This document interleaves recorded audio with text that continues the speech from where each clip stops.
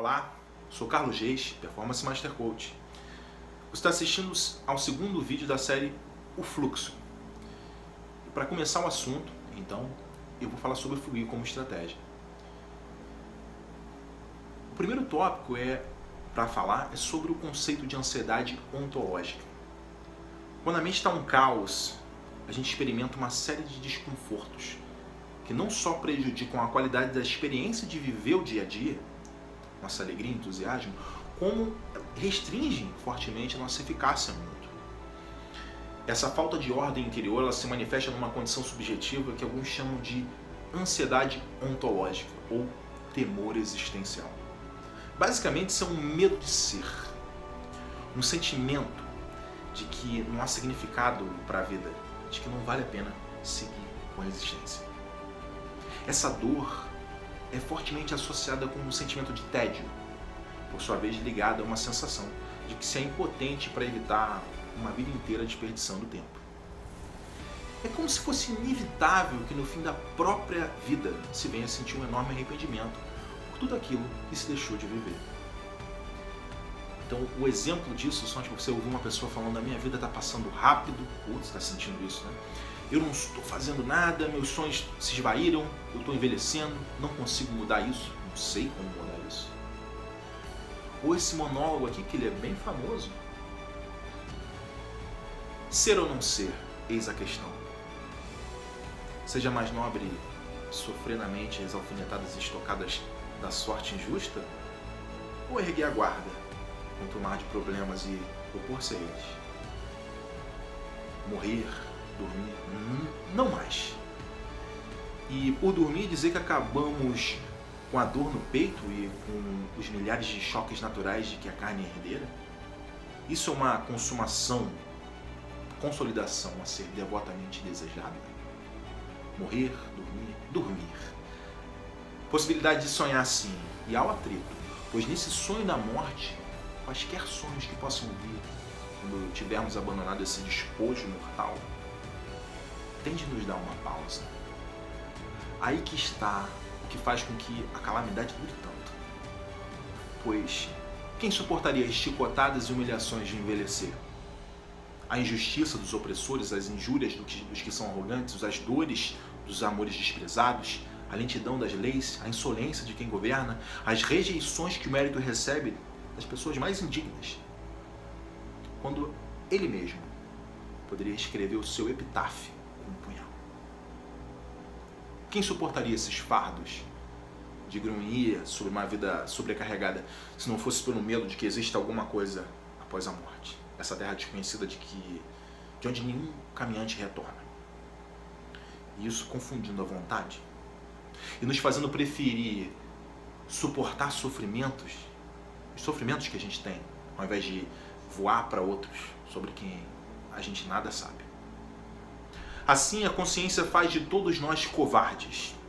O brilho original da determinação adoece com as cores pálidas das desculpas que a gente inventa. E as metas de maior impacto e beleza, a esse respeito, têm sua consistência desvanecida e perdem o nome da ação. Mas fica tranquila, minha bela Ofélia, que os meus pecados sejam lembrados nas suas orações. Interessante, não é? E há quanto tempo isso foi pensado? Quanto tempo que essa dor está aí?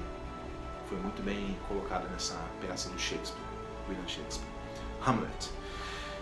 E é como se a cada dia se abrisse os olhos pela manhã e percebesse que a corrente inevitavelmente está levando a gente para cada vez mais perto da queda d'água. Houve um tempo na história em que não havia direitos civis como liberdade de crença, pensamento, expressão e opinião.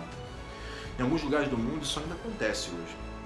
O Estado impunha ostensivamente o que devia ser pensado pelas pessoas, praticado pelas pessoas. Quem se opusesse, em épocas mais tolerantes, era considerado doente e tratado forçosamente, claro.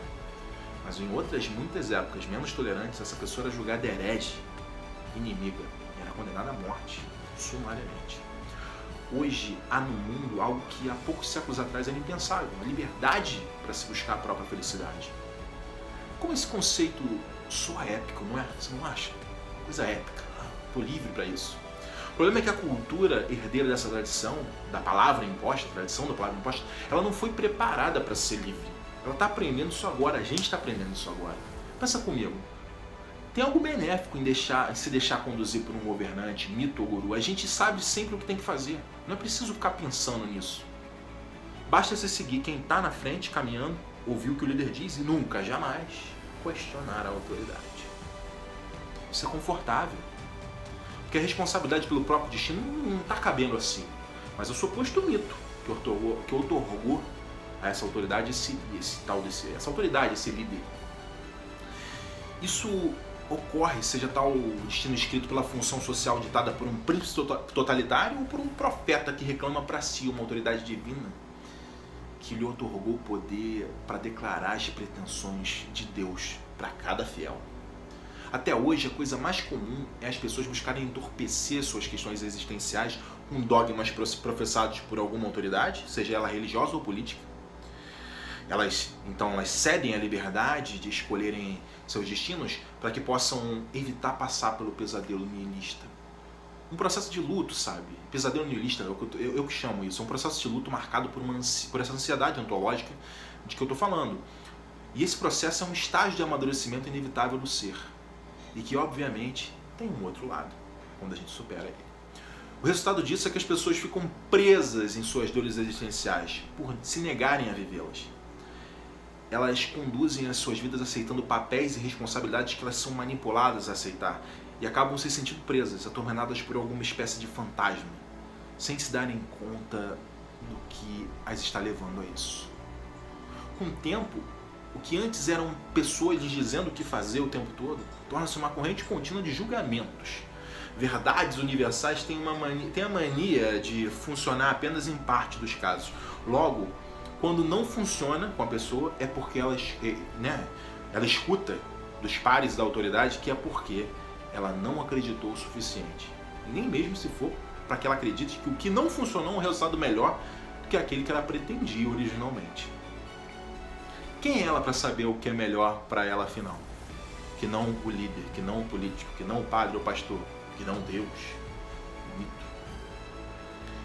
Hoje, até mesmo crianças que não se adequam ao modelo educacional são frequentemente julgadas doentes. Aí começam os remédios, Ritalina para os pequenininhos, antidepressivo e ansiolítico para os grandinhos. Disso, naturalmente, então deriva o culto ao prazer e à felicidade constante. Ninguém pode sentir dor, passar por luto, tédio ou desconforto. Se isso acontecer, é sempre uma distração à vista. Seja ela um chocolate, comercial, a Netflix, o smartphone, ou mesmo os tradicionais, claro, que todo mundo conhece. Cigarro, droga, sexo, torrar a paciência dos outros. Com isso a gente chega na receita dos hedonistas. Os hedonistas modernos. São eternos adolescentes que, vamos lá, para citar, acreditam que o governo é responsável pela sua pobreza, ou outra pessoa. Acreditam que são os outros que os irritam, que os outros são responsáveis por como eles se sentem. Criticam aqueles que são promovidos primeiro ou que deixam de ser despedidos quando eles são. Criticam também quem tem uma genética privilegiada, por estarem magros ou em forma. Criticam os que são emocionalmente saudáveis e têm autoestima. Julgam aqueles com mais oportunidades como menos dignos por terem sido privilegiados pelo fruto da dedicação de pais que viveram uma vida inteira para que os seus filhos pudessem ter aquele privilégio. Eles buscam prazer para se entorpecer, mas só que isso não sacia eles. As doses cada vez maiores tendem a fazer cada vez menos efeito. Na perspectiva que eles têm, algo ou alguém, nunca eles mesmos, alguém não está produzindo o efeito que deveria, não os está entorpecendo, confortando, carregando. O que fazer para se emancipar disso?